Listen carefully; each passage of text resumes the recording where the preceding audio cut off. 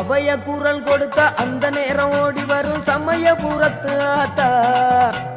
அபய குரல் கொடுத்த அந்த நேரம் ஓடி வரும் சமயபுரத்து ஆத்தா.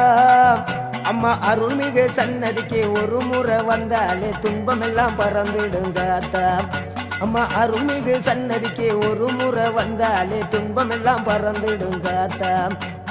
ஓம் சக்தி ஓம் சக்தி ஓம், ஓம் சக்தி ஓம் சக்தி ஓம், ஓம் சக்தி ஓம் சக்தி ஓம், ஓம் சக்தி ஓம் சக்தி ஓம்.